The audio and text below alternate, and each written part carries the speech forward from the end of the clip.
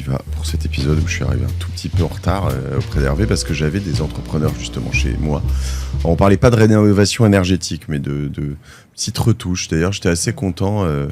Hervé de Grève, pardon, je vais te présenter après, mais j'étais assez content parce que c'est les mêmes entrepreneurs avec qui je bosse un peu tout le temps. Alors on m'a dit ici que c'était pas toujours bien de faire bosser les mêmes entrepreneurs. Moi j'aime bien la fidélité aussi dans les gens avec qui tu bosses, du moins quand ça se passe bien.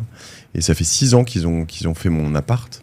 On a fait un grand tour parce que je voulais qu'ils fassent juste des petites retouches, tu vois. Et savoir rénover, pas que l'énergétique, mais avoir toujours un truc beau et propre, nickel, c'est important, je pense. Et en fait, on voit qu'en 6 ans, leur boulot a bien tenu, quoi.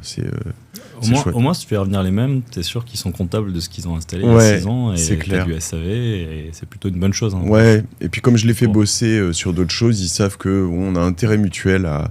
Voilà, la source de tout ça était un dégât des eaux, et puis finalement, on s'est dit, bon allez, vous avez passé 2 jours chez moi, et puis on va refaire un peu tout. Et on peut parler de rénovation au sens large, hein, pas que énergétique, parce qu'en fait, on a tendance à opposer un petit peu les deux en se disant, il y en a une qui est vitale et l'autre qui est accessoire. En réalité, on fait souvent les deux en même temps. Et quand on fait de l'énergie, souvent on peut pas faire que de l'isolant et une pompe à chaleur dans sa cave. On veut aussi en profiter pour remettre un coup de peinture et mettre des choses aux normes. Ouais. Et du coup, les deux sont souvent liés. On en parlera. Ah bah avec plaisir. Tu vois, moi, sachant que je suis dans une team, j'ai grandi dans mes parents qui faisaient un petit peu d'invest immobilier, mais pas trop. Tu vois, que ce soit chez eux, leur maison, ils ont dû l'acheter. Tu vois, à Cherbourg, hein, donc c'est vraiment un petit truc, mais dans les années 80. Et puis, elle était neuve. Et je pense qu'ils vont jamais vraiment... Enfin, la cuisine, c'est la même.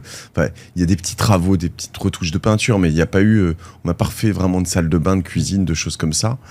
Et moi, j'ai aussi un peu eu l'expérience américaine. Je sais pas si t'es déjà allé à Las Vegas ou non pas que ce soit une ville que j'adore d'ailleurs, mais en revanche, ce qui est fou, c'est que là-bas, ils ont un business plan, quoi. Le building, l'hôtel, il est fait pour 20 ans. Au bout de 20 ans, ils le rasent, ils en refont un autre, tu vois.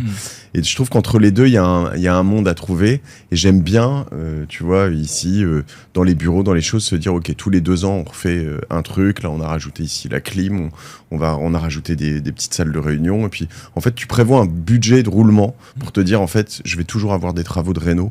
Comme ça, le jour où je le revendrai, il sera toujours au top, quoi. C'est un budget qui est rarement prévu par les particuliers, malheureusement. Et souvent, on fait effectivement au fil de l'eau et on répare ce qui est cassé. Dégâts des eaux, on parlait, donc on répare, on en profite pour faire un peu autour à la pièce d'à côté. Et effectivement, on anticipe rarement ce qui vient et souvent, on a tendance à colmater, quoi, à mettre des rustines. C'est ça. Et c'est le problème. Alors, c'est pas un vrai problème dans l'embellissement, parce que quelque part, tu vis dedans, il y a une pièce qui est moche, tu vis avec, mais c'est un vrai problème dans la rénovation énergétique, je vais t'expliquer, on est en train de faire basculer le marché ce qu'on appelle du monogeste, je vais pas être trop technique, mais vers la rénovation d'ampleur, dont on parle beaucoup, et c'est le cœur du sujet, c'est ça. Arrêtons de faire des petits patchs dans quelque chose qui est assez technique et qui concerne finalement l'écosystème de ton logement. C'est un peu plus compliqué qu'un coup de peinture, c'est ton logement qui doit être chauffé, qui doit refroidir, qui doit respirer, qui doit être isolé. Et ça, malheureusement, tu peux pas toujours faire les choses dans un certain ordre qui est le tien et qui dépend de ta chaudière ou de tes murs. Donc il y a une vraie logique, une vraie science là-dedans, qui n'est pas forcément la nôtre, hein, mais qui est celle des partenaires avec lesquels on bosse. Et le gros mal de ce type de rénovation, qui n'est pas un mal dans la rénovation d'embellissement, mais c'est de faire petit à petit et de faire ce qui est le plus urgent. Ce qui n'est pas forcément le plus nécessaire pour ta baraque ou ton appartement. Mais c'est un peu comme, et je vais y venir après sur la rénovation énergétique, mais t'es dans une copro toi ou t'es dans une... Dans une maison. Ok. Et à Bordeaux, et effectivement, la chance qu'on a à Bordeaux, c'est qu'il y a beaucoup de maisons de ville. Ouais, c'est pour ça que je pose la question, parce que c'est une ville basse, donc il y a moins de grandes copros. Moi, je suis dans des copros, que ce soit chez moi, ici dans les bureaux, etc. En fait, dès que tu veux parler de réno... extérieur. Alors ça dépend en fait de l'âge moyen de la copro. Je vois que là dans les deux ça rajeunit. Bon, je vieillis aussi, ça fonctionne dans ce sens-là, mais les plus âgés ne veulent pas faire de travaux parce qu'ils s'en foutent, ils se disent de toute façon dépenser de l'argent là-dedans, je vais casser ma pipe dans 5 ans ou 10 ans, donc ça sert à rien. Moi je pousse très fort en fait pour que les immeubles soient, voilà, on viendra un peu sur les copros et les rénos énergétiques, ça m'intéresse. C'est quasiment la moitié de notre business aujourd'hui. Ah ouais. On a commencé en maison individuelle et on se rend compte que la copro, effectivement, il y a un vrai besoin également. Alors je connais un peu ton modèle, je suis impatient que tu m'expliques ça. Bon, donc l'idée aujourd'hui c'est de parler au sens large de la rénovation énergétique. Vous avez 2 approches chez Vasco, que tu as cofondé quand ? Il y a 2 ans. Il y a 2 ans, c'est allé vite quand même. Donc si je résume, vous accompagnez alors, des particuliers et des copros, en tout cas pour faire leur rénovation énergétique, en échange potentiellement, tu vas m'expliquer dans le détail, mais d'un bout de leur bien. Ils n'ont rien à payer, mais vous faites la réno et vous prenez 5%, 10%, 15%, je crois que c'est plutôt, donc de leur bien en échange de la réno, et puis ils doivent pouvoir faire un rachat s'ils veulent, enfin ça tu vas me raconter. Et de l'autre côté, pour financer tout ça, vous proposez à mes auditeurs, de la martingale et à plein de monde ici, à nos auditeurs du jour, potentiellement de financer tout ça, de mettre de l'argent pour financer les rénovations chez ces personnes. Donc moi aujourd'hui je voudrais qu'on parle de ça, et je voudrais aussi pour ceux qui n'ont pas du tout envie de bosser avec Vasco, mais je voudrais qu'on pompe ton expertise, qu'on siphonne tout ça et qu'on essaye de comprendre ce qui est important pour la rénovation énergétique, l'état de l'art, et potentiellement, moi je vois ça comme un marché qui a été très mouvant, où il y a eu beaucoup de subventions, où il y a eu beaucoup d'arnaques, et je comprends pas exactement où on en est. Tu me fais un petit topo ? Tu veux bien ? Avec plaisir. Allez. T'as bien résumé. Et du coup, prenons un peu de hauteur avant de parler de Mass Solutions, qui est loin d'être une baguette magique, qui est là pour faire avancer certains propriétaires dans la rénovation de leur logement. Et c'est un vrai sujet, parce que nos logements, globalement en France, sont pas très bien rénovés, sont assez vieillissants, et que si on se projette un peu, une stat intéressante qui dit qu'en 2050, 90% des logements dans lesquels on vivra sont déjà construits aujourd'hui. Donc en fait, l'enjeu, c'est de rénover les logements aujourd'hui. C'est pas de miser sur le fait qu'on va construire de nouveaux logements qui seront mieux qu'aujourd'hui et qu'on va les raser. Ok, donc en 2050, c'est pas exactement la stat inverse, c'est pas forcément vrai. Il y aura que 10% de nouveaux, mais en gros, c'est quasiment ça. Il faut compter, il faut s'occuper de ce qu'on a aujourd'hui et le bichonner, et effectivement le mettre aux normes et faire en sorte de mieux vivre dedans pour plus de confort, moins de factures et puis in fine plus de valeur à la sortie. Et du coup, ça va pas assez vite. Quelques chiffres rapides, sans prendre trop de hauteur sur le macro, mais pour juste cibler notre trajectoire bas carbone de 2030, 2040, 2050, on devrait être aujourd'hui à 700 000 rénovations par an, selon tous les scénarios de Jean Covici et de tous les instituts. Aujourd'hui, on est à 100 000. Quand je dis rénovation, c'est pas changer ma chaudière, ça c'est pas une rénovation, c'est rénovation d'ampleur où tu vas effectivement faire gagner 2-3 lettres énergétiques à ton bien et vraiment changer de catégorie, le sortir du fameux statut de passoire thermique dans lequel sont plus de 5 millions de logements. Okay. Ça va pas assez vite. Et ça va pas assez vite pour plein de raisons. Effectivement, parfois on dit qu'il n'y a pas assez d'artisans, qu'il n'y a pas assez d'aide, qu'il y a trop de fraude. Nous, on s'attaque effectivement au dernier kilomètre, au nerf de la guerre. Pour nous, c'est le financement, parce que tout le monde veut vivre dans une baraque ou un appartement plus confortable, plus économe et in fine qui vaudra plus d'argent. Mais tout le monde n'a pas les moyens. Et il y a plein d'autres problèmes sur la chaîne de valeur, mais qui sont en train d'être résolus petit à petit. C'est-à-dire que des artisans, il y en a assez. Si tu veux, alors ils ne sont pas tous bons, comme les artisans, effectivement, on en parlait tout à l'heure, qui refont une salle de bain ou qui font de la finition. Il y en a des bons, il y en a des mauvais. C'est pareil dans la réno énergétique, il n'y en a pas plus de mauvais qu'ailleurs. Mais effectivement, comme il y a pas mal d'aides, il y a un appel d'air effectivement à profiter de ces aides. Ces aides, normalement, elles sont faites pour les particuliers. Mais il y a des artisans qui se disent je vais prendre ma part du gâteau. Ouais. Il y a une aide importante, les aides avant l'été, elles étaient jusqu'à 63 000 € par projet. C'est colossal. Donc 63 000 € est tentant pour certains artisans qui viennent d'arriver, qui veulent faire décoller leur business, de se dire je vais en prendre une partie pour moi, une partie pour le client, je vais rajouter un peu sur ma facture. Donc il y a eu pas mal de choses qui ont été faites. Et parce que ces aides ont été mises en place aussi très rapidement, sans le contrôle nécessaire. Mais globalement, il y a assez d'artisans. Il y a des aides qui sont parmi les plus généreuses au monde. Alors, un petit peu moins maintenant, parce que le budget a été quand même bien coupé. On attend le PLF 2026, mais elles sont moins généreuses. Mais il y a eu une incitation, notamment depuis 2024, qui est assez énorme. L'État de l'argent, de toute façon, en ce moment, j'entends ça partout. Ouais, il y a beaucoup d'argent pour le l'argent peut venir, pas forcément des caisses de l'État, il peut venir de pas mal de acteurs privés, de nous, mais aussi des banques. Il y a pas mal de gens qui ont intérêt à afficher leur argent sur cette thématique. Il faut comprendre que cette thématique, rénover, ça a plus d'intérêt pour la société que pour le propriétaire qui est dedans. Alors oui, le propriétaire qui est dedans, on comprend bien, plus de confort, moins de factures, effectivement, un bien qui vaudra plus d'argent. Mais en fait, si tu prends un peu de hauteur et que tu regardes d'un point de vue sociétal, les émissions, c'est un quart des émissions de carbone, les bâtiments en France. Donc les émissions de carbone, évidemment, beaucoup trop de baraques et beaucoup trop d'appartements au fuel, au gaz, énergie hypercarbonée, effectivement, dans la trajectoire est mauvaise. Et l'autre sujet, c'est, tu as des sujets connexes sur la santé. Tu vis dans un logement qui est trop chaud l'été, trop froid l'hiver, humide, mais en fait, des coûts induits par le mauvais entretien des bâtiments qui sont colossaux, de l'ordre de 10 milliards par an, juste de santé liée à l'état des bâtiments. Donc en fait, pour la société, c'est pour ça que l'État met de l'argent, mais c'est pour ça que plein d'autres acteurs sont en train de mettre de l'argent là-dessus, on a intérêt à rénover. Donc il y a un intérêt hyper aligné de toutes ces parties à le faire. Si je prends d'un point de vue du bâtiment, tu dis qu'il y a 90% des bâtiments dans lesquels les Français seront logés en 2050 qui existent déjà. Est-ce qu'il n'y en a pas qui sont éclatés au sol, enfin qui mériteraient juste d'être démolis? Parce qu'en fait, si je comprends bien quand même, avant, il y a... doit mouiller 50 ans, peut-être plus maintenant, 70 ans, je suis peut-être avant la... Quoique, avant les années 60-70, on créait des immeubles et surtout des maisons qui avaient des gros murs, qui n'avaient pas forcément des fenêtres de malades, qui gardaient le chaud l'hiver, le froid l'été, etc. Et puis, à partir des années 70 et surtout 80, on s'est mis à faire des maisons et des trucs qui étaient limite livrés passoire énergétique, quasiment comme ça, parce qu'on disait, attends, tu t'en fous, l'hiver tu chaufferas, l'été tu mettras de la clim. Et puis tu as une autre période encore pire, hein, qui est entre les 30 glorieuses et le choc pétrolier des années 70, où là on s'en foutait, l'argent ne coûtait rien, le pétrole ne coûtait rien, on mettait des cuves de 5000 litres de fuel avec des murs en papier, et c'était pas un problème. Voilà. Il n'y avait pas de réchauffement climatique, on le connaissait pas, et puis l'énergie coûtait rien.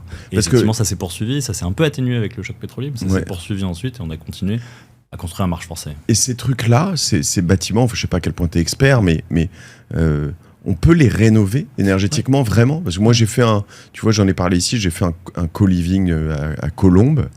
C'est une maison, donc on a acheté individuel, et on l'a quand même bien... de toute façon, on n'avait pas le choix, mais on était très content de le faire. On a refait toutes les fenêtres, on a refait...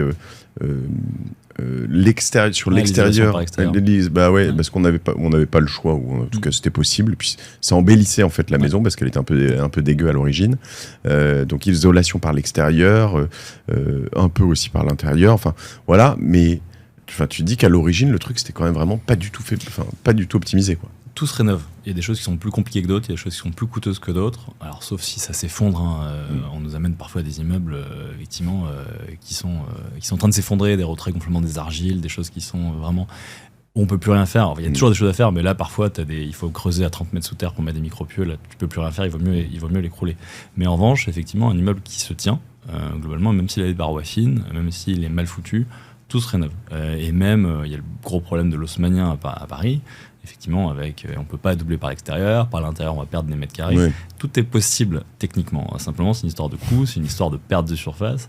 Mais il faut partir du principe que rien n'est impossible. Et effectivement, tout se rénove. Et les technos, aujourd'hui, elles existent. C'est-à-dire qu'elles n'évoluent pas tellement, mais il n'y a pas besoin de les faire évoluer. C'est un marché sur lequel on rénove aujourd'hui à peu près comme on rénovait il y a 10 ans et comme il y a 20 ans. On a juste une prise de conscience.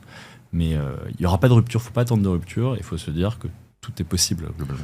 Ok. L'Haussmannien, pareil, de plus en plus, on voit quelques quartiers entiers où ils te gardent juste la façade et puis l'intérieur complètement refait. Alors, on voit un peu ce qui se passe en ce moment. Tu me dis, les aides, ça a changé. Il y a toujours des aides ou là, en ce moment, on est un peu en suspens?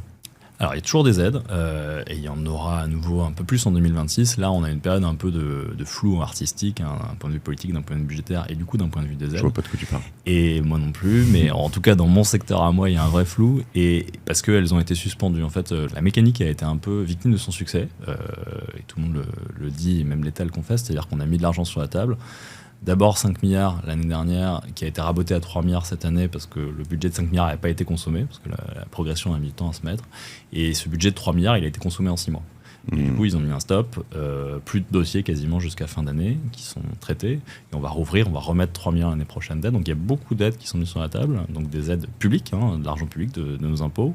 Et il y a aussi des aides privées. On ne va pas trop rentrer dans le détail, mais il y a des certificats d'économie d'énergie, des C2E. Donc chacun des gestes d'isolation d'énergie peuvent être sponsorisés par les fournisseurs d'énergie, donc les gens qui polluent sont obligés de te faire des économies d'énergie. Il y a des quotas, des certificats qui ont un certain prix sur le marché, je ne vais pas rentrer dans tout le détail, mais qui fait que tu as une prime versée par Total ou EDF de 2000 balles sur ta pompe à chaleur, 3000 balles. Consomme-moi chez moi et je te donnerai plus d'argent. Waouh. C'est un principe de pollueur-payeur. Mais du coup, il y a des aides privées, des aides publiques et qui font qu'il y a encore pas mal d'aides et plus que partout. Donc on a beau se plaindre qu'il n'y a pas assez d'aides, que c'est pas rentable. La réalité, c'est que Il y a des aides, il y en a un petit peu moins, elles ont été retaillées. Globalement, il n'y en a plus en 2025, quasiment plus, à part quelques C2E dont je te parlais. Et il y en aura à nouveau en 2026, simplement elles seront vraiment resserrées. Ça n'a pas pété ton business en deux, ça ?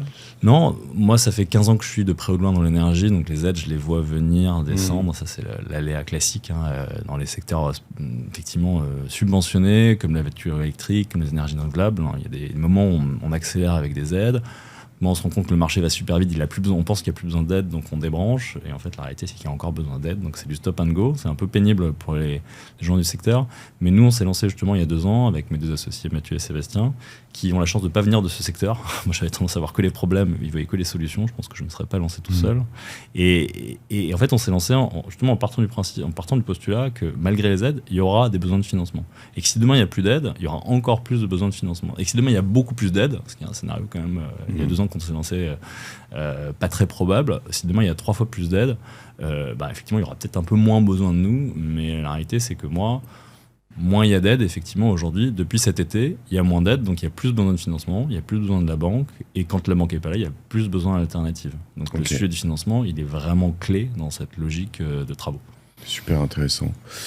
À partir de quand on est obligé de rénover énergétiquement ? Alors, si c'est chez toi et que tu peux vivre dans ta passoire énergétique et être heureux, tu as le droit. Pas de souci, il n'y a aucune obligation à le faire, il n'y a aucun bonus. C'est quoi le max ? C'est G ? Ouais, c'est G. G, tu peux avoir un G+, même si vraiment... G, c'est basiquement, t'as pas de porte, pas de fenêtre et tu... G, tu peux fermer ta maison, mais G, globalement, t'arrives pas à faire monter la température en hiver, t'arrives pas à la faire descendre en été, t'as une consommation... si tu veux avoir 19 degrés dans ton salon, ça va te coûter 400 balles par mois. Et surtout, t'as un mauvais niveau de confort, t'as de l'air qui passe dans ton salon. Donc G, c'est vraiment catastrophique. Et le mieux, c'est A, label BBC. A, globalement, c'est si tu construis du neuf, tu dois être en A. Et amener en revanche un logement ancien en A, là, c'est vraiment galère. C'est genre impossible, non ? Tout est possible, encore une fois, mais alors à ce moment-là, c'est exponentiellement cher si tu veux gagner chaque lettre. Donc si les moments où on voit du A, en effet, doivent être assez rares dans Paris, t'as même pas besoin de le chercher, du A. Tu vis très bien dans un B, un B1A, c'est la même chose. Et tout ça, c'est valable pour les bureaux comme les habitations ? C'est d'autres réglementations. Il n'y a pas le DPE sur les bureaux. Nous, on est vraiment sur le résidentiel. Effectivement, tu disais que nous, on accompagnait les particuliers. Nous, notre thèse, c'est les particuliers et le logement. Il y a d'autres problèmes dans les bureaux que je connais moins bien. On nous demande souvent si on ne peut pas rénover des bureaux et financer des bureaux. Il y a certainement un besoin, il y a certainement des choses à faire, notamment parce qu'on transforme des bureaux en habitat aujourd'hui. Nous, on part du principe que si tu es propriétaire de bureau, tu as quand même plus d'alternatives financières. 1, tu peux potentiellement vendre un bout de ta boîte pour le financer. 2, ton banquier, il est un peu plus créatif que le banquier de monsieur et madame tout le monde. C'est vrai. Et du coup, nous, on a toujours bossé dans le B2C. Donc, ce qu'on va faire, c'est effectivement d'aider le particulier. On pense que le cœur du problème, il est là. La volonté, elle y est. Mais en fait, il manque de l'argent, tout simplement. Tu as raison. On a vu une team de banquiers c'était BNP la semaine dernière pour financer un bureau et je les ai trouvés très créatifs. Ça m'a pas surpris. Mais va voir ton banquier particulier, peut-être tu rentres dans la case ou pas. Salut. Tu rentres dans la case et surtout si tu lui parles de rénovation énergétique, il va se dire c'est super ce truc-là, je sais qu'on doit en faire, mais en revanche, moi, j'y comprends pas grand-chose. Je dis pas que toutes les banques sont pareilles, mais globalement, le niveau moyen d'un banquier sur ce sujet de rénovation énergétique par rapport aux besoins du client, il est assez bas.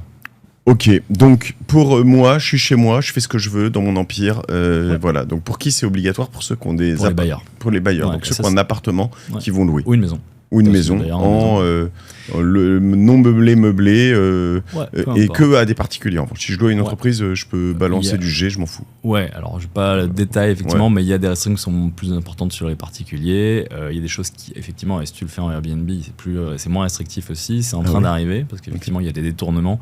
On te dit que c'est interdit de louer du G, donc ça sort mécaniquement des biens de la location classique pour arriver sur Airbnb. Donc c'est assez pervers comme système. Donc ils sont en train effectivement d'ajuster tout ce système d'aide. Tu gagnes plus d'argent. Les carottes et les bâtons, en fait, elles sont mises en place d'un coup et après, il faut les ajuster. Il faut surtout pas les retirer, mais il faut les ajuster. En train d'ajuster. Donc le bâton, effectivement, qui est tombé, qui commence à tomber progressivement. D'abord sur les G depuis début 2025. Donc tu n'as plus le droit de louer un G. Alors plus le droit, c'est évidemment soumis à plein d'exceptions, des délais, etc. Parce que si tu dis on parlait de copro tout à l'heure, ta copro elle peut pas décider du jour au lendemain de se rénover. Donc évidemment, il faut montrer qu'il y a des travaux, des réflexions qui sont entamées. F 2028 et E 2034. Donc c'est dans longtemps, mais malgré tout. 2028, c'est demain. Ça veut dire que là, si tu fais des travaux, il faut faire du. Et F, il y en a beaucoup. F, si tu cumules EFG, on passeur thermique c'est FG, mais souvent on parle d'EFG parce que le E est dans le viseur aussi. Si tu cumules EFG, t'es à quasiment un tiers du parc. Donc en fait, ça concerne beaucoup de gens. Et tu dois passer en quoi pour être... Et alors, tu dois sortir de ce statut. Donc, si tu es en F, tu dois passer en E. Alors, souvent, le problème, c'est que tu vas faire une étape, alors que tu auras intérêt à en faire plutôt 2 ou 3 pour être tranquille. Et surtout, effectivement, le bailleur, il aime bien son locataire, mais il est souvent pas enclin à faire des dizaines de milliers d'euros de travaux. C'était pas dans son plan de financement, ça vient casser sa rentabilité locative. Et du coup, effectivement, on avance à petits pas. Honnêtement, c'est plutôt une bonne chose quand on voit, alors évidemment qu'il y a des cas un peu sensibles, où effectivement ça tombe mal, ça tombe au mauvais moment, et ça met des gens dans la panade. Mais globalement, il y a quand même un énorme parc qui a été très mal entretenu, dans lesquels, surtout à Paris, moi j'étais locataire plus jeune à Paris, dans des studios hyper mal rénovés. On sait tous que c'est un scandale et qu'il y a plein de bailleurs qui laissent leurs biens dans un état pitoyable, surtout dans un moment où la tension locative est énorme et où s'il y avait la tension locative du moment et aucune obligation de rénover, on continuerait à claquer 200 balles d'électricité dans un studio. Qui vérifie, c'est quoi le contrôle en fait? Quand je dois louer, si je dois louer un studio, je dois balancer un DPE, c'est ça? Ouais, tu dois balancer un DPE, le locataire peut même se retourner contre toi, il peut challenger ton DPE, ça va assez loin. Encore une fois, tous ces contrôles, ils sont en train d'être mis en place, il y a plein de jurisprudence qui sort, c'est évidemment une guerre du bailleur contre les bailleurs. Mais donc, par exemple, dans Paris, c'est plutôt un bras de fer qui peut arriver derrière, ou ailleurs, mais dans certaines grandes villes où il y a beaucoup de tensions, moi, tu es un locataire, il va pas te dire non, j'ai pas eu le DPE, et ils sont 40 à se battre. Ouais, donc, mais tu peux derrière, si tu vis dans un logement qui est G, tu peux derrière réclamer que ton bailleur te rembourse tes loyers, etc. Ça va assez loin. C'est quand même quelque chose d'assez coercitif.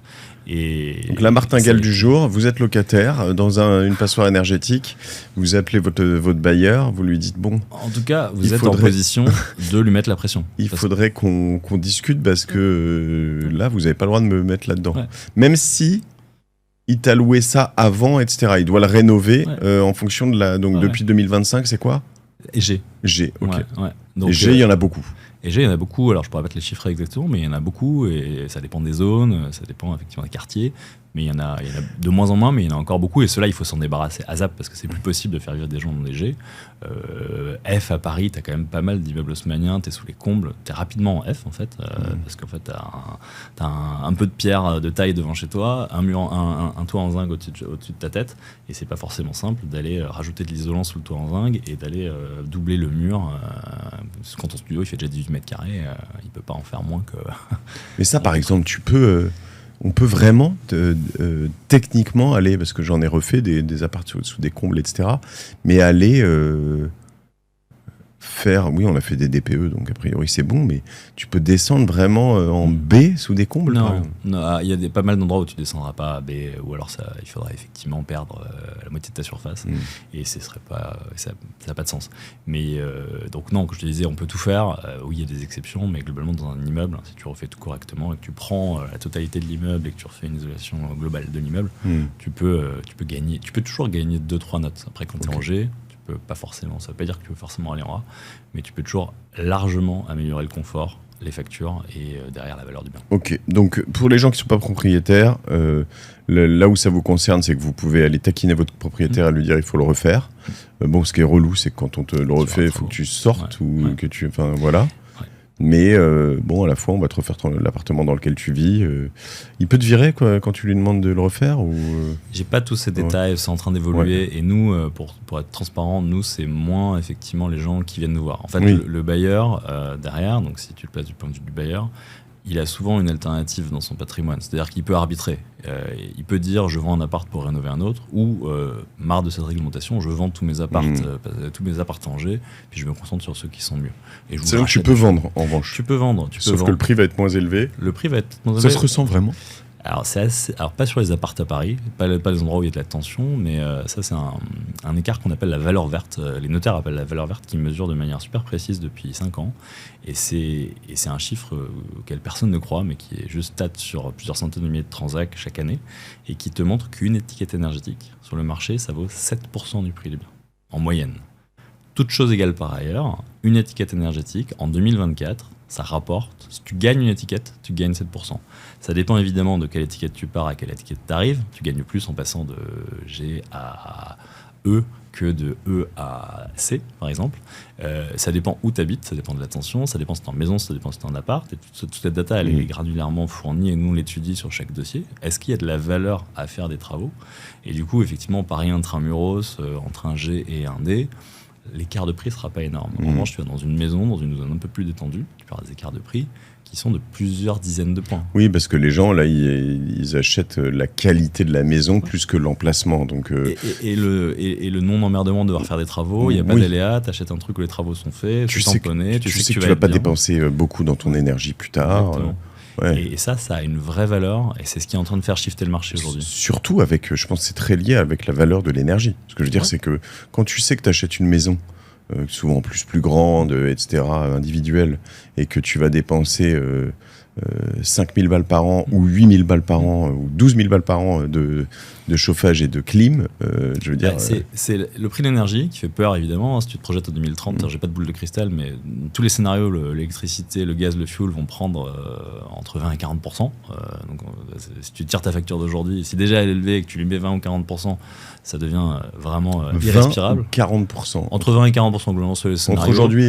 Entre aujourd'hui et 2030, donc demain à nouveau. Ouais. Tu vois, alors mais tu les vois sur ta facture, tu as souvent ton fournisseur d'électricité, de gaz qui te dit, alors fuel tu le vois moins parce que tu te fais livrer, mais qui te dit, ça y est, ça a pris 5%, ça a pris 10%. Il faut entretenir la centrale, il faut mettre effectivement des énergies renouvelables, donc ça coûte cher dans l'électricité. Payer le retard des EPR. Exactement, et puis dans le gaz, l'approvisionnement est incertain. Est-ce que Trump va réussir à nous faire couper notre approvisionnement russe, dans quel cas le gaz va nous coûter plus cher? Puis le pétrole, j'en parle pas, parce qu'il y a effectivement une énorme pression effectivement, pour qu'on diminue le pétrole. Et du coup, ça, c'est un facteur. C'est pas le premier. Le premier, c'est quand même, ça reste aujourd'hui le confort. Pourquoi les gens rénovent et pourquoi les gens veulent acheter quelque chose de rénové? C'est qu'en fait, ils veulent bien chez eux. Moi, justement, là, je vais plutôt aujourd'hui te parler de résidence principale que de bailleurs. Les bailleurs, globalement, il faut qu'ils le fassent. Ils râlent un petit peu, et c'est normal, parce qu'il y en a pas mal qui sont dans des situations compliquées. Mais au final, la plupart d'entre eux y arrivent. Ils arbitrent, ils réallouent une partie de leur patrimoine. Et ils y arrivent, il faut qu'ils y aillent. Il y a même des aides pour eux. Donc en fait, il n'y a aucune bonne raison de ne pas le faire et de ne pas progresser. Je ne dis pas qu'il faut passer tout le monde de GAB et faire des dizaines de milliers d'euros dans chacun de ses apparts. Mais en revanche, il faut progresser, il faut se mettre à la réglementation, il faut faire en sorte que son locataire vive dans des bonnes conditions, comme si nous, on vivait dedans, comme si on y mettait son fils. En revanche, le propriétaire de sa résidence principale, pourquoi il a sa résidence principale, c'est qu'il va être bien chez lui, c'est qu'il veut effectivement payer moins, que sa facture d'énergie elle soit soutenable avec un bon niveau de confort. Donc, c'est une chose. T'as pas mal de gens qui arbitrent, qui disent je me chauffe à 16 parce que je n'ai pas les moyens de me chauffer à 19. Ça, c'est une vraie réalité aujourd'hui sur le marché. C'est la précarité énergétique, donc c'est la pression que met ta facture d'énergie sur ton budget. Ça concerne 12 millions de personnes en France. C'est juste colossal. Donc c'est des gens qui déclarent qu'ils ont froid chez eux l'hiver, qu'ils ont chaud l'été. Alors chaud l'été, c'est un peu le cas de tout le monde, mais froid l'hiver, heureusement, c'est pas le cas de tout le monde. Et que, en fait, la facture d'énergie, ça pèse, mais genre parfois 15-20% du revenu du ménage. Et qu'il y a des vrais arbitrages qui sont faits là-dessus. Donc il y a le confort, il y a la facture. Et puis de plus en plus, comme je te l'évoquais, il y a le sujet patrimonial, en fait. La résidence principale, c'est le gros du patrimoine des Français. C'est, je crois, 50% selon l'INSEE du patrimoine des Français. Moyen, évidemment, chez des gens qui ont beaucoup d'argent, c'est 5%, et d'autres qui en ont peu, c'est 90%. Mais du coup, il y a aussi une logique patrimoniale de rénover sa résidence principale. Juste te dit, si tu le fais pas, aujourd'hui, on te montre que c'est 7% par étiquette énergétique. Donc si tu le fais pas, en fait, à la sortie, tu vas perdre cet argent. Et alors là, je comprends sur la valeur patrimoniale. Donc quand tu vends sur certains endroits, ou en moyenne c'est 7% du prix de vente en plus, sur la valeur, sur la rentabilité, en fait, la location, quand tu es bailleur, est-ce que je peux louer plus cher un bien qui est B que C ou qui est C que D? Alors, j'ai pas cette stat et je pense que ça dépend. Excuse-moi, je vais te faire beaucoup de réponses de Normand. Et pareil, si tu me demandes quels travaux faire, je vais pas pouvoir te dire. Ça dépend. Non, mais bon, je veux dire, ça doit rentrer dans la balance. À un moment, si je dis à quelqu'un. Ça rentre pas dans la balance si t'es à Paris et que vous êtes 40, parce que tout le monde. De toute façon, il va partir. Tu sais pas d'ailleurs, à Paris, il y a l'encadrement des loyers. Donc, est-ce que l'encadrement des loyers change en fonction de l'étiquette énergétique? Il y a des discussions là-dessus. Je crois que c'est pas encore le cas, mais ce serait quand même pas injuste. T'as pas mal de choses assez faciles à mettre en place. Alors, c'est compliqué parce que dès que tu touches effectivement au beau, il y a tout un stock de beaux qu'il faut faire bouger. Il y a des bailleurs effectivement qui sont multipropriétaires et ça revient à remettre en cause tout leur patrimoine. Donc c'est compliqué. C'est pour ça qu'on a quand même commencé par les bailleurs parce que socialement c'est moins compliqué d'attaquer les bailleurs que d'attaquer les gens chez eux. Si tu commences à mettre une taxe à l'achat ou à la vente d'une maison mal rénovée, tout le monde est dans la rue. C'est très antisocial, parce que ceux qui ont les pires baraques, c'est ceux qui gagnent le moins. Le bailleur, tu peux y arriver, mais ça se fait par étapes. Donc on va commencer par des interdictions de location. Et je pense qu'il y a la carotte et il y a le bâton. Il y a le bâton, pardon. La carotte, c'est des primes qui sont importantes, des C2E, la prime rénov', etc. Et derrière, il y aura certainement des choses positives qui vont être mises en place, qui nécessitent moins d'argent de l'État. Typiquement, effectivement, c'est pas du tout stupide et ça a été peut-être mis en place dans certaines villes de dire en fait, tu déplafonnes. Si t'es B, tu peux augmenter de 30% de plus ton loyer. Et les gens sont prêts aujourd'hui, je pense. Tu le retrouves sur ta facture, tu le retrouves sur ton confort. Aujourd'hui, c'est au même type que la luminosité, l'emplacement, l'agrément de ton quotidien. Il y a quand même plein de gens aujourd'hui qui passent un minimum de temps chez eux parce qu'ils sont mal chez eux. Surtout jeunes, locataires à Paris, en fait, t'invites personne chez toi, tu dors chez toi, mais en fait, t'as une grosse couverture et le reste du temps, t'es pas bien chez toi. Et ça te coûte cher aussi. Quand tu passes pas du temps chez toi, tu veux dire, si t'es dehors, ça te coûte de l'argent, généralement, sauf si tu vas au parc. Mais bon, c'est rarement le cas. Ok. Donc, on a parlé de qui, de rentabilité un peu, pour qui c'est. Comment je le fais ? Qu'est-ce que c'est une bonne réno ? Donc, on a évoqué 2-3 choses. Je vais te donner un peu pour moi mes expériences ou ma perception. Il y a un truc qui est très important, ce sont les fenêtres. Mais alors ça coûte un bras, mais des bonnes fenêtres bien faites, en fait, tu as quand même beaucoup moins de choses qui passent. Il se passe beaucoup de choses autour des fenêtres. Fenêtres et portes extérieures, mais je veux dire vraiment, comment on appellera les huisseries, c'est ça ? Ouais, les huisseries. Les huisseries. Donc voilà. Après, je vais probablement tout couvrir, mais pas dans le détail. L'épaisseur des murs, donc on va chercher, on l'a dit tout à l'heure, soit comment on appelle ça à l'extérieur, ITE, isolation thermique par l'extérieur. Oui, isolation thermique par l'extérieur. On peut les mettre en 3 catégories. Tu peux prendre la grosse catégorie de l'isolation, la grosse catégorie du chauffage et la plus petite catégorie de la ventilation. C'est un peu les 3 grands postes dans la rénovation énergétique. Ok, d'accord. Moi, j'aurais fait il y a le toit aussi. Enfin, il y a tout ce qu'il y a au-dessus. Et dans l'isolation, globalement, effectivement, tu as les murs et les ouvrants, les huisseries, les menuiseries, on appelle ça, selon combien on veut les vendre, on appelle ça avec des mots plus ou moins techniques. Tu as effectivement le sol, les murs, la toiture, et donc ça c'est le principal poste, c'est ce qui coûte le plus cher et c'est ce qui est le plus important et c'est ce par quoi il faut commencer. Oui, parce que je veux dire, avant le chauffage, la ventilation, etc., si tu prends un truc juste en toute logique, de bon sens, quand tu as un endroit qui est bien fermé, bien isolé, je veux dire, qu'il fasse chaud ou froid dehors, si tu ouvres pas tes fenêtres et portes tout le temps, les gens qui habitent dans les pays chauds, tu vois, en Corse, on connaît bien ça, en fait, le matin, tu fermes tout, et la journée, ça reste frais, normalement. Quand il fait froid, tu mets un pull, du bon sens. Exactement, en fait, tu fais un petit feu à l'intérieur, si tu as une petite... voilà, et en fait, ça chauffe toute la maison. Exactement. Si c'est bien fermé. Et là, dans les postes d'isolation, c'est un peu contre-intuitif, mais la fenêtre, c'est plutôt le dernier en termes d'efficacité. C'est le premier en termes de coût, parce qu'effectivement, des bonnes fenêtres et des belles fenêtres, ça coûte un fric fou, surtout si tu as des grosses surfaces vitrées, etc. C'est hallucinant. Tu parlais du tour des fenêtres. Le tour des fenêtres est presque plus important que la fenêtre en elle-même. Oui. Ce qu'il y a, c'est qu'on pense souvent à la fenêtre parce qu'en fait, c'est celle sur laquelle on met sa main et on a l'impression que toute la température rentre ou sort par la fenêtre. La réalité, c'est que c'est avant tout le toit en 1. Parce qu'en fait, l'air chaud monte et l'air froid descend. Et donc, c'est avant tout le toit. Donc, en fait, si le bonnet l'hiver, si je prends l'analogie des vêtements, donc avant tout, mets un bonnet avant de mettre un gros pull, si t'as froid. Et mouille-toi la tête si tu cours plutôt que te mouiller les pieds, quoi. Donc, avant tout le toit, ensuite les murs, avant les fenêtres. Et parfois, il y a le sol aussi, parce que parfois, il y a des gens qui ont en dessous de chez eux une cave qui est hyper froide. Et parfois, effectivement, tu as la sensation d'avoir les pieds froids. Et donc, ça, c'est le à bas, c'est ce qui coûte le plus cher. Vraiment, pour mettre quelques chiffres, et encore une fois, c'est une moyenne de moyenne, mais une isolation complète, où tu t'attaques à l'isolation, au chauffage et à la ventilation, ça coûte 60 000 € en moyenne. Donc ça coûte beaucoup d'argent, tu vois, par rapport à la maison moyenne qui vaut en France quelque chose comme 250 000 €. Wow. Donc ça fait, tu vois, presque un quart du prix de la maison pour la rénover efficacement. C'est pas genre passer une lettre, c'est passer 3-4 lettres, faire vraiment quelque chose de global. Là-dedans, le plus gros poste, c'est l'isolation. Et donc, c'est celui qu'il faut adresser en premier parce que, dans l'ordre des choses, le problème, c'est que souvent, ta chaudière, elle pète. Je reprends la rénovation complète, 60 000 €, dans laquelle, en moyenne, sur on va dire 150 mètres carrés, ou plutôt 100. 100 mètres carrés. Le pavillon moyen, c'est plutôt 100. 100 mètres carrés, rénovation complète, 60 000 €. Rénovation 700 balles du mètre carré. Énergétique et là-dedans, le gros poste, c'est l'isolation. L'isolation dans tous les cas, le gros poste en termes de coût et le gros poste en termes de priorité, qui n'est pas toujours le plus prioritaire parce que souvent, tu as ta chaudière qui est cassée, tu te dis vite, il faut que je change ma chaudière, qu'est-ce que je mets ? Et en fait, tu vas mettre un truc qui n'est pas du tout dimensionné, effectivement, qui va être dimensionné à l'isolation pourrie de ta maison actuelle, alors qu'en fait, il vaudrait mieux prendre les choses dans l'autre sens, c'est-à-dire t'isoles et ensuite tu mets une chaudière qui est beaucoup plus économe. Okay. Donc l'isolation, ça va peser selon ce que tu fais, mais disons sur 60 000, t'en as pour entre 30 et 40 000 d'isolation. Ça, c'est bon, on parle comme ça, mais c'est quand même vraiment hyper relou parce que quand t'as... moi, j'ai un peu fait ça récemment, j'ai fini de payer un appartement que j'avais acheté en 2009, donc tu vois, 2025, 2024, j'ai fini, c'était sur 15 ans, et quand je l'ai fini, je l'ai refait entièrement.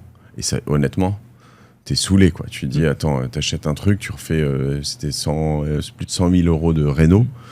Ça toule, tu dis je vais enfin prendre mon cash et en fait voilà, alors tu réempruntes ou tu l'as mais on en parlera après parce que le sujet de financer, il faut le faire, il faut y passer et c'est rentable de le faire, on en parlera. Ouais. Mais effectivement l'isolation c'est un des postes les plus pénibles et puis en plus c'est invisible, c'est-à-dire que tu doubles ton mur, le mur il a la même tronche, alors sauf si tu refais ta façade et que tu rembellis ta maison, mais globalement c'est un peu le problème de la rénovation énergétique, c'est que c'est invisible, c'est dans ta cave, c'est dans tes murs, c'est dans ton toit. Une fois que c'est fait, tu t'assieds dans ton salon, c'est pareil. Okay. Sauf que ton thermostat, il marche mieux. Et donc, isolation, 30-40 000 euros. Ensuite, ton chauffage. Aujourd'hui, on chauffe plus avec des gros moteurs thermiques, avec une chaudière qui pue et qui pète dans sa cave. Il faut chauffer effectivement majoritairement à l'électricité avec des pompes à chaleur. Mais une pompe à chaleur installée quand tu as isolé. Et là, c'est hyper efficace. Surtout pas une pompe à chaleur installée quand tu n'as pas isolé, parce que là, c'est la cata. Et tu te mets effectivement à avoir une facture d'électricité 2 fois supérieure à ta facture de gaz. Okay. Et ça coûte globalement, selon la taille, selon la techno, entre 10 et 20 000 euros. Donc c'est cher. Ça, c'est pas possible dans les grandes villes encore. Si, c'est possible un peu partout. C'est possible même en collectif. Tu as des grosses pompes à chaleur alors, qui sont souvent en relève d'une chaudière gaz. Mais globalement, c'est une techno aujourd'hui qui est qui a pas mal progressé, qui vient beaucoup d'Asie, parce que c'est une techno assez précise, et qui vient prendre des calories de l'extérieur et qui vient les transformer en chaleur et même en froid. Donc c'est une technologie honnêtement hyper éprouvée. Ça a été pas mal décrié parce qu'en fait, il y a beaucoup de gens qui ont installé des pompes à chaleur merdiques dans des baraques mal isolées. Et là, c'est la catastrophe absolue. Tu te chauffes mal et tu payes une fortune d'électricité. Mais en revanche, une bonne pompe à chaleur d'une marque établie, bien posée, dans une maison isolée, c'est ce qu'il faut faire aujourd'hui dans 90% des cas. Okay. Donc ça, c'est le deuxième poste, le chauffage. Alors là-dedans, tu peux rajouter un poêle à bois, tu peux rajouter une petite climatisation, parce qu'il y a des endroits où en fait, la clim, c'est incontournable. Tu as des zones et des formes de maison où, en fait, même en isolant, tu vas pas réussir à baisser tes températures suffisamment en été. Et puis le troisième poste qu'on oublie souvent, mais qui est hyper important, c'est la ventilation. Ça, c'est un écosystème, donc à un moment donné, quand tu as beaucoup isolé, si tu isoles beaucoup et que tu ventiles pas correctement, que tu pousses pas l'air dehors et que tu la fais pas rentrer à l'intérieur, et ben en fait ça marche pas et tu as de l'humidité et tu te retrouves avec d'autres problèmes que tu n'avais pas avant. Okay. Et ça coûte, selon les technos, entre 5 et 10 000 euros, mais du coup le tout alors il n'y a pas forcément besoin de tout faire, parce que parfois tu peux avoir fait une partie des travaux avant, il y a peut-être un super système de ventilation ou une super pompe à chaleur, mais globalement il faut avoir en tête que le plus important, c'est surtout d'avoir quelqu'un qui vient, et je vais pas te donner des conseils précis parce qu'en fait, nous, c'est pas notre job. Nous, tu disais tout à l'heure qu'on rénove, mais on rénove pas, nous, on finance la rénovation. Donc on regarde des devis et on dit est-ce qu'on y croit, on n'y croit pas. Donc on commence à être expert, et moi, ça fait 15 ans que je suis là-dedans, mais je peux pas arriver ici et te dire ok, t'as un problème, là c'est les fenêtres, là c'est. Donc parce que c'est vraiment un job d'expert, de thermicien qui est pas notre job. Le seul conseil de bon sens que je peux te donner, et je te donnerai le même si tu refaisais ta salle de bain, c'est juste de faire venir des gens qui savent tout faire, globalement, qui ont une vision un peu large du marché et qui vont pas juste venir et te préconiser ce truc-là parce qu'en fait c'est le seul truc qu'ils savent faire. Donc commencer large. Essayer de commencer d'avoir une vision un peu ambitieuse du truc et de pas se dire je vais faire le minimum avec ce que j'ai, de le faire plutôt quand tu as les moyens de le faire ou quand tu as trouvé les moyens auprès de ta banque, et puis ensuite te faire accompagner et bien sûr benchmarker plusieurs artisans. Merci Hervé de Grève. Alors on va venir à Vasco un peu et voir comment vous fonctionnez, mais je fais un récap de ce que tu viens de dire. Une bonne rénovation, 100 mètres carrés, 60 000 euros à peu près. Donc cher versus un prix d'achat moyen sur un 100 mètres carrés de 250 000. Et là, on a 3 grands budgets. On a l'isolation, donc mur, plafond et sol. On peut commencer d'ailleurs par plafond, mur, sol, si j'ai bien compris. Et fenêtre, évidemment, dedans, quand même. S'il y a besoin. On a ensuite le chauffage. Donc dans le chauffage, on a chauffage et ou clim d'ailleurs, parce qu'il y a des endroits où ça rentre.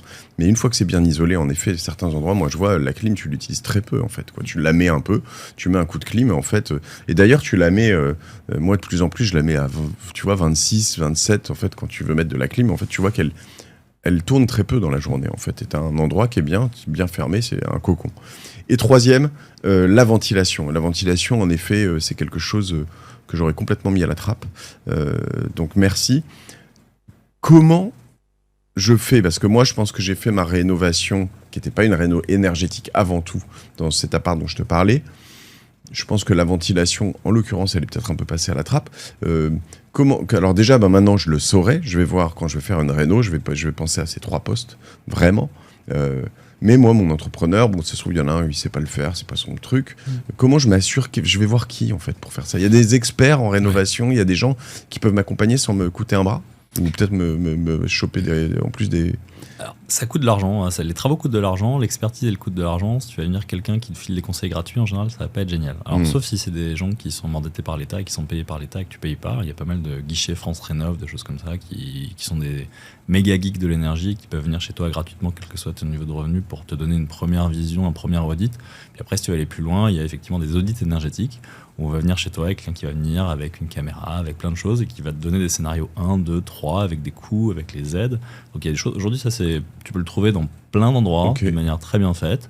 Et c'est une première lecture un petit peu, je dirais, pas partisane, quoi, et qui peut donner une bonne première étude. Une fois que j'ai fait ça, je fais venir l'expert, je mets un gros coup de presse à mon entrepreneur et je lui dis mec, si tu me fais ces travaux et que tu me fais gagner une lettre, je te paye 10% en moins. 2 lettres, je te paye le prix. Et si 3 lettres, je te paye 10% en plus. C'est possible, ça? Il faut que ton entrepreneur il puisse te dire, je te garantis que j'arriverai à cette lettre. Globalement, s'il te dit, on va essayer, on va voir ce qu'on peut, ça veut dire que c'est pas un bon entrepreneur. Okay.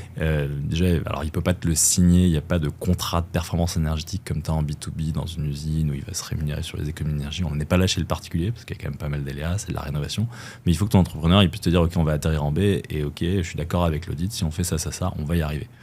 Si on atterrit en C, ça peut arriver parce qu'en cassant le mur, on s'est rendu compte qu'on ne pouvait pas faire ça, pas mettre cette épaisseur d'isolant. Ça peut arriver. Mais globalement, il faut quelqu'un qui sache, qui puisse atterrir.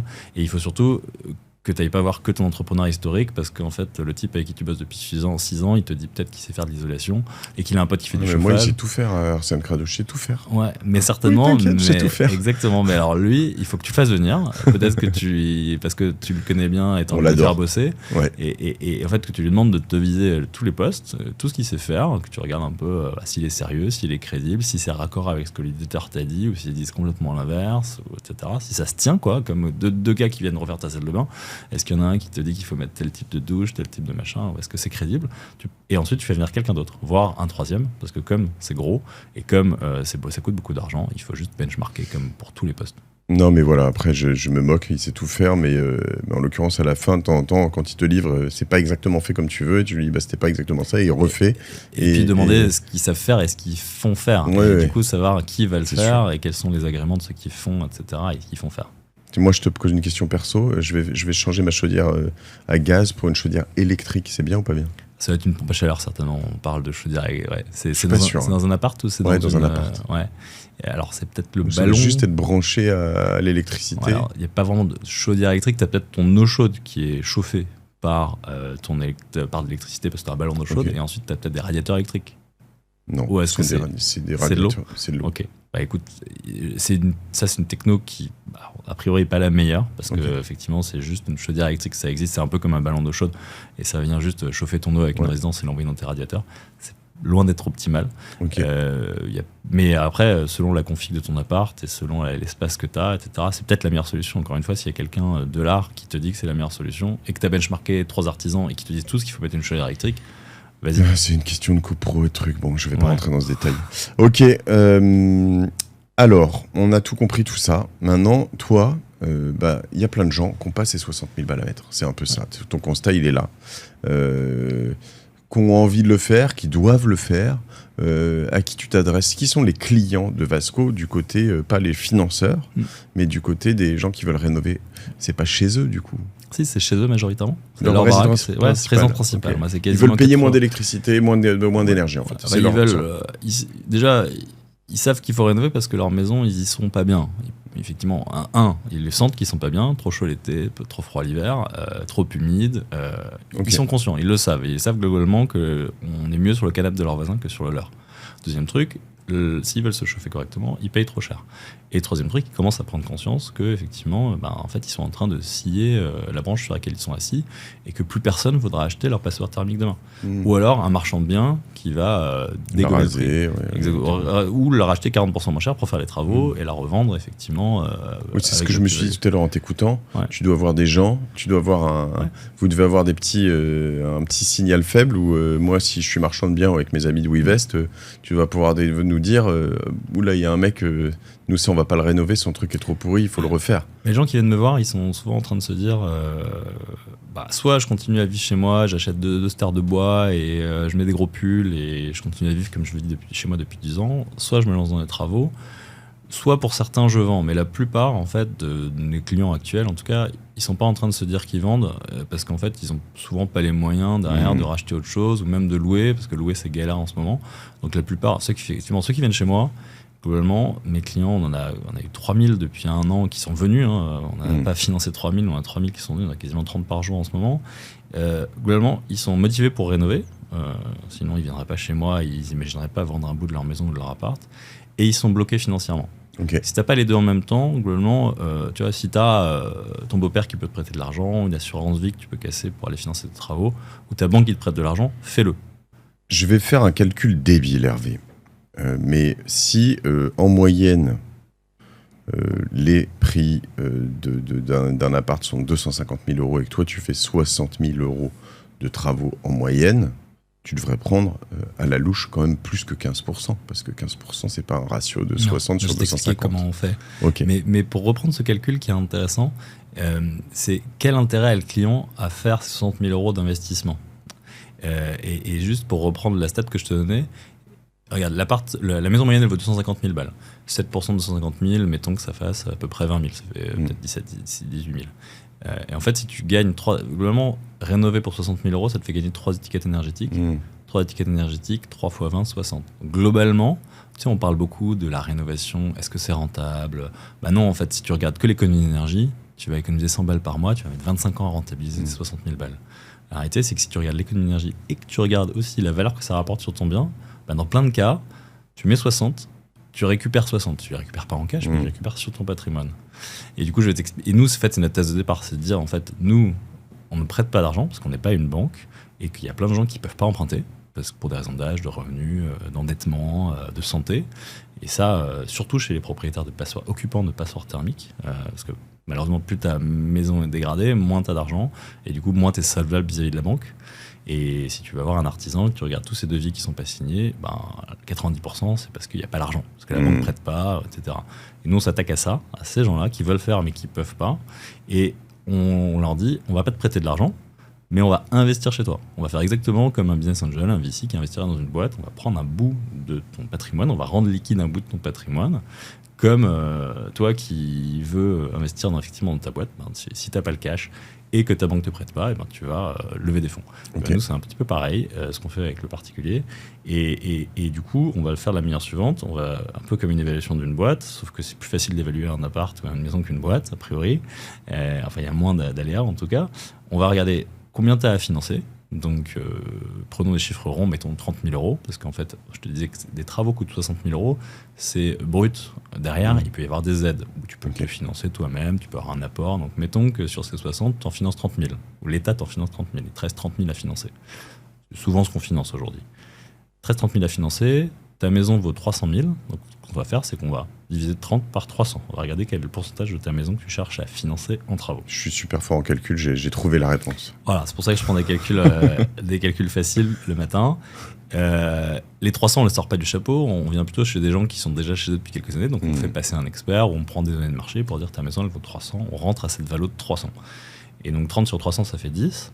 Et du coup, ce qu'on fait, c'est qu'on va multiplier ces 10 par un facteur qui dépend du marché de l'IMO, qui dépend de l'ambition de travaux, qui dépend de la valeur verte. Et en fait, on va pas les tenir 10, on va les tenir en moyenne 15, en moyenne 1,5 fois plus. C'était Prosper que j'ai eu, non, qui fait un truc comme ça, à l'achat, qui te finance ton... Ouais, ce qu'on fait, ça s'appelle du home equity, du capital immobilier en bon français. Et le principe du home equity, ça fait 30 ans que ça existe aux US. Il y a des gros acteurs comme Point, etc., qui font ça depuis très longtemps et avec qui on a beaucoup échangé quand on s'est lancé. Et en fait, le principe, c'est de te dire, je te prête pas d'argent, je te facture pas de mensualité avec des intérêts, qui est le boulot de la banque, mais moi, en fait, j'investis chez toi et je vais détenir une part supérieure au montant que j'investis. Donc j'ai une part bonifiée, quoi. C'est un peu comme si j'achetais moins cher un bout de ta maison. Et effectivement, tu as des acteurs comme Virgile qui t'aident à acheter ton premier appart, qui sont là depuis pas mal de temps. C'est Virgile, oui. Ouais, et Merci Prosper, effectivement, ils le font plutôt pour les seniors. Ils vont te liquider une partie de ton bien. Donc ça, c'est des modèles qui commencent à exister. Et effectivement, c'est que des gens qu'on connaît, avec qui on discute. On était cité dans un rapport de l'Institut Montaigne récemment sur les modèles hybrides de propriété. Enfin, il y a toute une logique d'évolution aussi de ces modèles. Et du coup, on va détenir 15%, donc on va te proposer de financer 30 000 euros contre 15% de ta maison qu'on va acheter. On va aller chez le notaire, on va acheter ces 15% de ta maison, on va devenir indivisaire avec toi, on va être co-indivisaire, on n'a rien inventé, ça existe depuis 200 ans l'indivision. Sauf que c'est une indivision un peu particulière entre une personne physique et une personne morale qui ne se connaissent pas. C'est pas comme l'indivision familiale où on pense que tout va bien se passer. Au final, ça part en sucette. Et nous, on ne veut pas que ça parte en sucette. Et du coup, on fait une convention d'indivision à côté. Je ne vais pas parler trop longtemps de notaire et en latin, etc. Mais on fait une convention d'indivision qui vise globalement à deux choses qui sont hyper importantes. La première, c'est qu'on va céder au client notre droit d'usage. C'est un peu comme si le client gardait 100% de son usufruit et qu'on prenait 15% de la nue propriété. Mais on démembre pas. T'as pas le droit de venir squatter l'entrée, quoi. Je viens pas passer 15% de temps chez lui, je paye pas 15% de ses charges, je choisis pas 15% de ses bibelots. Okay. Chacun achète chez lui. Moi, je suis juste mis de l'argent. T'as 15% des murs, t'as pas le droit d'entrer dedans. Exactement. Et je lui laisse l'usage. Ouais. S'il veut louer son bien, il loue son bien. J'en prends pas 15%. Il fait ce qu'il veut. Évidemment que j'encadre tout un tas de. Il faut qu'il soit assuré. S'il fait des gros travaux derrière, je veux qu'il ait demandé l'autorisation à la mairie. Enfin, j'ai une espèce de contrat de mariage avec lui qui encadre tout ce qui peut mal se passer. Okay. Premier truc. Et puis j'encadre la sortie. Et donc tu récupères. Et donc je récupère à la sortie. La sortie majoritairement parce qu'en fait les biens, je te disais, je rentre rarement chez des gens qui viennent d'acheter, c'est des gens qui sont chez eux depuis quelques années. Tu sais que les biens en France tournent tous les 7-8 ans, donc en fait dans la plupart des cas, moi je signe chez le notaire pour 10 ans et dans l'horizon des 10 ans, dans la plupart des cas, le client aura vendu son bien. Il n'est pas encore forcément au courant quand il m'a fait rentrer, mais on a déjà des clients qui ont divorcé, qui ont été mutés, qui revendent leurs biens. Ça c'est le scénario classique qui couvrirait 90% des sorties, on en a déjà eu quelques-unes. Deuxième scénario, le client retrouve des liquidités, il peut me racheter ma part, un peu comme tu rembourses ta banque par anticipation. À 45 000 ? Alors à ce moment-là, effectivement, pas loin, parce qu'en fait, il devra 15% de, même un peu plus, parce que c'est la valeur actualisée de la maison. C'est-à-dire que je suis rentré à 300 000, mais j'ai fait des travaux qui normalement ont fait prendre de la valeur au bien. C'est vraiment comme si j'avais un pourcentage de la boîte, mais c'est que j'ai un pourcentage de la maison. Donc on refait passer un expert, la maison elle vaut plus de 300, mais 350. Et du coup, il me doit 15% de 350. Donc ça coûte de l'argent, ça coûte plus cher qu'un crédit, in fine, parce qu'on partage la valeur. Oui, mais il n'a rien sorti. Il n'a rien sorti, exactement. Et surtout, je lui ai financé sans regarder ses fiches de paye, etc. Donc je l'ai fait de manière différente d'une banque. Et puis le troisième scénario qui est important, parce qu'on rentre souvent chez des gens qui sont dans des situations personnelles un peu compliquées, c'est que si on va au bout des 10 ans de notre convention d'indivision, on ne va pas les mettre dehors au bout de 10 ans s'ils sont bien chez eux et qu'ils ne peuvent pas me rembourser. Et donc cette convention, elle peut être relais en fait tous les 10 ans. Donc on va la renouveler pour 10 ans, je vais recéder mon droit d'usage d'habitation pour 10 ans, je la laisse tranquille pendant 10 ans, mais je reprends une part, ça c'est inscrit dans la première convention de ta maison, j'avais investi 10% contre 15% à l'entrée, si je repars pour 10 ans, mes 15 deviennent 15 fois 1,5 à nouveau, 22,5. Et ce qui me permet de donner de la visibilité à une petite mamie qui a 75 ans et qui veut qu'on reste chez elle jusqu'à la fin de ses jours et qui va peut-être vivre 30 ans. Tout comme de la visibilité à un couple. Donc attends, quand tu passes les 10 ans, tu reprends 7,5. Alors là, dans cet exemple-là, en fait, je reprends le même multiple que j'avais pris à l'entrée. Je fixe un multiple à l'entrée, là 1,5 dans mon exemple. Ça peut être 1,7, ça peut être 1,3, ça dépend du marché de l'IMO, ça dépend des travaux que tu vas faire. Et ce multiple, je le réapplique tous les 10 ans. C'est le coût de mon argent, quoi. Et dans le cas où l'immobilier s'effondre et l'appartement, la maison qui vaut 300 000 sur laquelle tu as pris normalement 45, je sais pas, alors si je fais ce calcul, elle vaut 200, tu auras 15% de 200, ça fait 30 000. Ouais. Donc tu reviens sur tes 30 000. Je suis solidaire, à la hausse comme à la baisse. Juste, t'as pas de plancher. Non, c'est pas. De même que j'ai pas de plancher en haut, j'ai pas de plancher en bas aujourd'hui. Okay. C'est pas pitch je gagne et fast tu perds comme pas mal d'investissements. et aujourd'hui, et c'est comme ça qu'on montre aussi aux clients qu'on est solidaire et qu'on a intérêt à leur financer des travaux qui font gagner de la valeur au bien et qu'on a intérêt à contrôler quelques trucs aussi sur sa situation perso. Si on me fait rénover 300 mètres carrés et que le client a vraiment aucun argent, on peut se dire qu'il aura du mal à l'entretenir. Donc on contrôle pas mal de choses à l'entrée, mais on est solidaire. On verra ce que ça donne dans 10 ans et si on a raison de le faire. Mais globalement, c'est aussi pour ça qu'on investit chez des propriétaires en résidence principale qui ont 80% de leur patrimoine chez eux, qui n'ont pas trop intérêt à démolir leur maison et à faire des mauvais choix. Et la plupart, ils sont full propriétaires, ils ont fini de payer leur crédit, etc. T'as les deux. T'as une stat incroyable aussi, 70% des propriétaires en France ont fini de rembourser leur crédit. Okay. Ça, c'est assez déprimant quand on a nos âges et qu'on sait que 100% de nos potes sont endettés encore pour 20 ans. Mais on a un pays assez âgé, donc tu as 70% des biens en France qui sont détenus sans crédit. Donc là, c'est facile, j'ai rien à demander à la banque. Ensuite, tu as tous les biens qui sont détenus avec un bout de crédit où il y a une caution, crédit logement, etc. Et ça, on n'a pas trop de difficultés, on a des accords avec ces établissements. Et ensuite, tu as les biens sous hypothèque, où là, j'ai besoin d'avoir l'aval de la banque. Donc on contrôle effectivement qui est la banque, quel type de garantie, etc. Donc c'est pas si simple que ça. On va chez le notaire, donc il y a 2-3 trucs un peu pénibles et un petit peu longs à faire, mais dont on s'occupe. Et globalement, après, on libère le cash le jour de la signature et le client peut signer ses devis, faire ses travaux et on ressortira quand le client veut. Donc c'est une sorte de prêt in fine hypothécaire, sauf que c'est pas un prêt, il n'y a pas d'hypothèque, mais ça revient un petit peu à ça. Très clair. Alors moi, j'ai compris ça. Je fais confiance à Vasco. Je me dis, tiens, on va aller de l'avant. Je vais te prêter de l'argent pour que tu aides tes propriétaires. Toi, tu vas prendre mon argent. Tu vas le mettre dans un dossier ou dans tous tes dossiers. Et est-ce que tu vas faire un levier avec ça? Est-ce que tu vas emprunter aussi là-dessus? Est-ce que je vais bénéficier de cet emprunt? Alors, du côté propriétaire, c'est pas un prêt, c'est un investissement. Et du coup, du côté foncière, donc on a deux structures. Une structure opérationnelle, comme beaucoup de logiques immobilières, on a une structure opérationnelle qui va sourcer les biens, les accompagner chez le notaire, qui est distincte d'une structure foncière qui va détenir ses bouts de biens, lever de l'argent et financer ses rénovations. Et de même que de l'autre côté, je fais de l'equity quelque part et pas de la dette chez le client, de l'autre côté, ce que je distribue effectivement à mes investisseurs, c'est des parts de la foncière. Tu ne viens pas me prêter de l'argent, tu viens investir dans la foncière et tu détiens une part, comme tu détiendrais une part de SCPI par exemple, ou d'autres foncières, comme des gens que tu as reçus comme Fève dans l'agricole.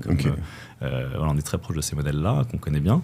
Et effectivement, tu vas placer ton argent dans la foncière qui elle-même détient des bouts de biens. Mais tu n'investis pas dans un bien. Ok, donc tu as par exemple Vasco SAS. Disons, exactement. La foncière, on va l'appeler.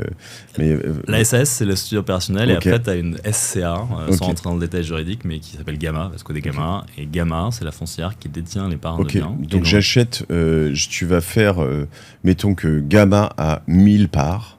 Moi, je rentre et je mets 10 000 euros. Et donc, j'ai une part de Gamma. Donc Gamma vaudrait 1 million, si je ne me trompe pas. Et puis, ça, c'est quand tu as créé la foncière, la SCA.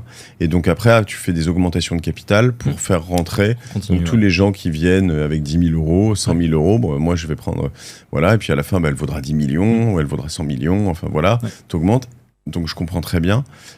Et tu es dans plein de biens de l'autre côté. Ouais, donc c'est très diversifié. En maison, en appart, à la ville, à la mer, à la campagne.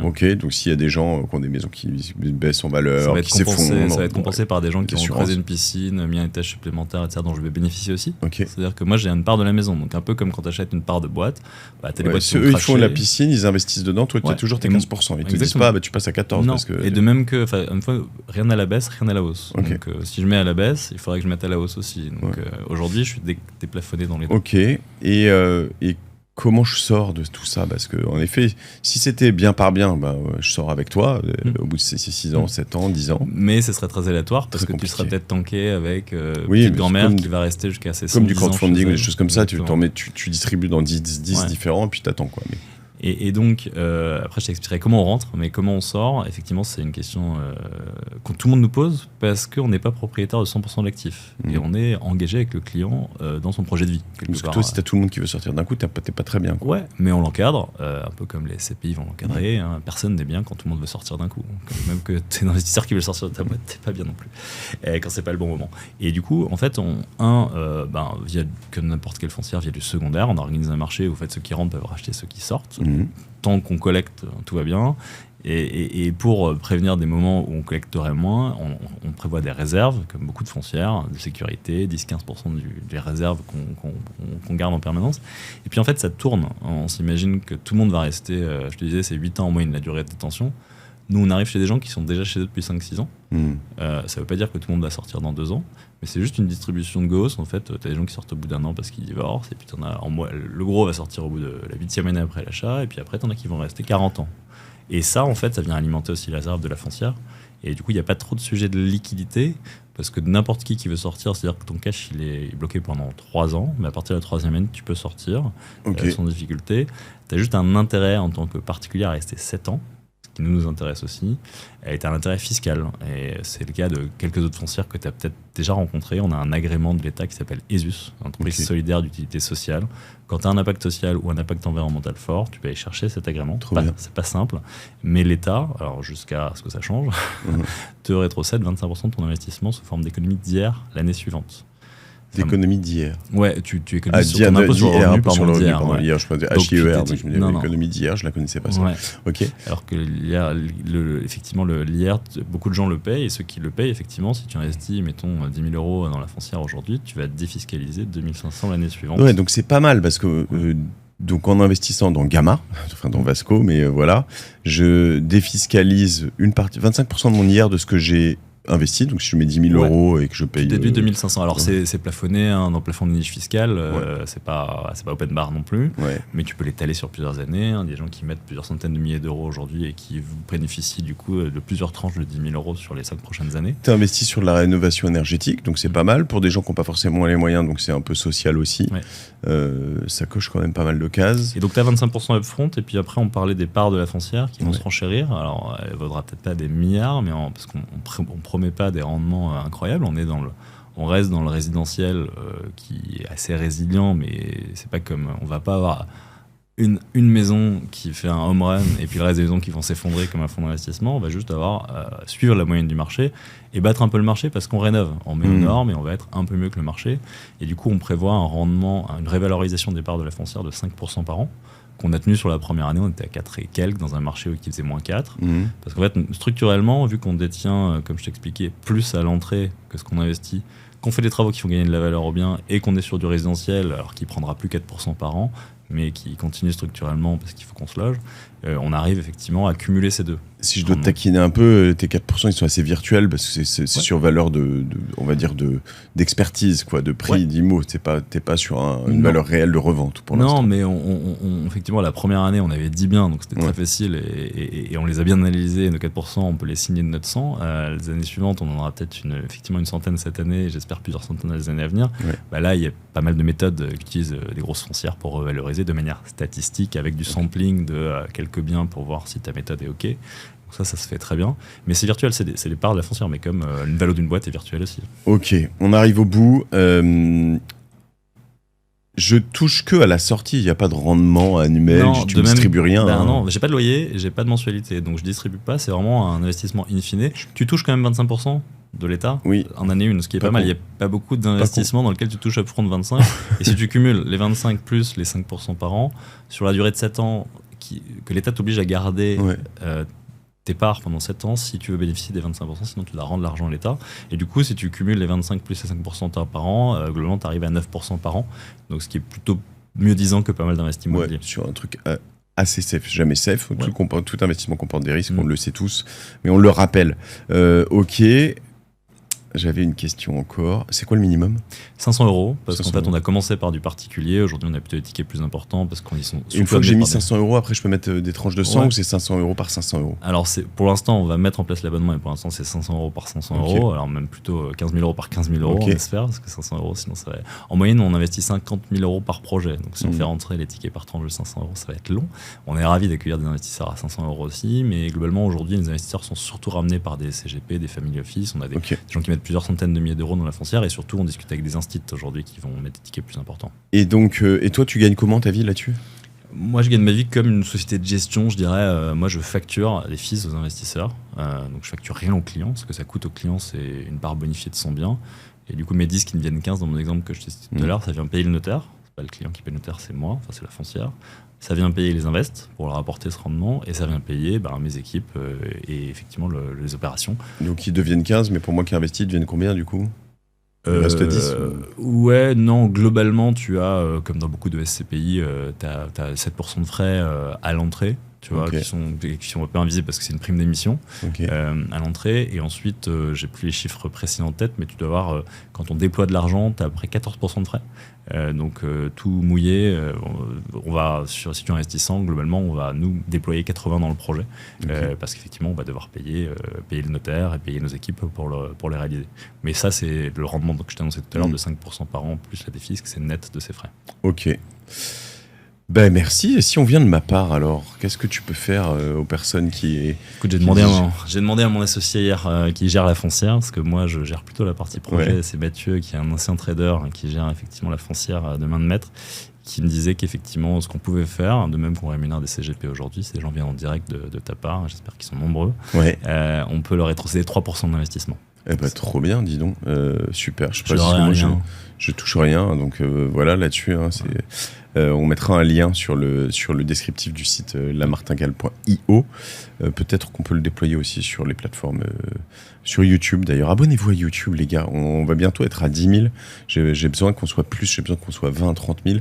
Et hier j'ai vu des gens, j'étais à un événement des déterminés, et j'ai vu des gens qui m'ont dit j'adore la Martingale, j'écoute tout le temps, je le recommande, etc. Mais j'ai besoin de recommandations. Tu voyais des épisodes comme ça, on découvre quand même un univers qui est cool, un investissement qui est intéressant, une fois encore qui est pas safe, 100% ceinture bretelle, ça n'existe pas.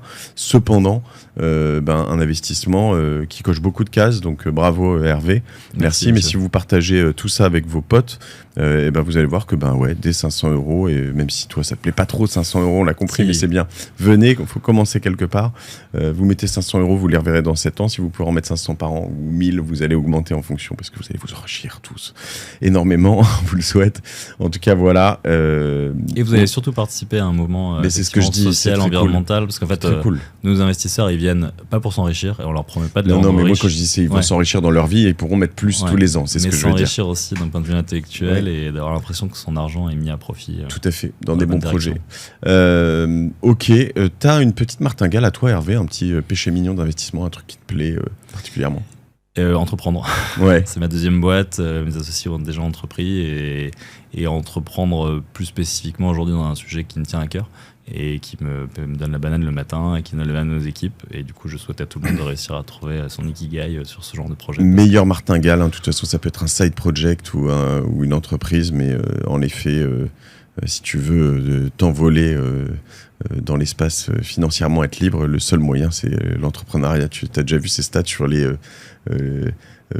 pourcentages de gens dans les millionnaires qui sont par exemple dans la finance, dans les milliardaires qui sont dans la finance, et puis tu vois en fait au fur et à mesure plus tu avances, alors dans la finance il y a par exemple et le commercial typiquement il y a beaucoup de millionnaires, dans les dizaines de millionnaires il reste pas mal de gens de la finance, puis après quand tu montes en fait si tu veux être par exemple milliardaire, ce qui n'est pas un objectif en soi pour beaucoup, on s'en fout, mais je veux dire il n'y a plus que les entrepreneurs parce que c'est pas possible. Et puis t'envoler juste dans ton quotidien, dans les sujets que tu traites, et dans la responsabilité. Ton ikigai, très bien. Merci Hervé de Grève, on te suit sur LinkedIn par exemple, on vous suit tous, vous allez sur vasco-impact.com. Ok, j'aime pas les tirer dans les noms de domaine. Ouais, écoute, on a pris ce qui restait. Vasco, c'est un prénom portugais hyper classique, on l'a vu, et du coup, on chase le vasco.com. Ouais, vasco.com, il va te coûter trop cher, mais sinon, il faut trouver des petites pirouettes. Ok, il n'y a pas le point impact d'ailleurs, ça n'existe pas, ça, tu sais pas? Et j'avais regardé, je crois qu'il n'existait pas, ou il était trop confidentiel. Et puis on a une clientèle qui est quand même assez classique, qui a besoin d'un .com ou d'un .fr, ça la rassure, le .io, etc. C'est quand même un truc New Age. Notre client, il a 55 ans en moyenne, notre client côté investissement, donc il faut le rassurer. Allez, tout sur Vasco, il est trop long cet épisode, c'est de ma faute. À plus, bisous, ciao. Merci Partagez Mathieu. tout ça, salut, ciao. Salut, bonne journée.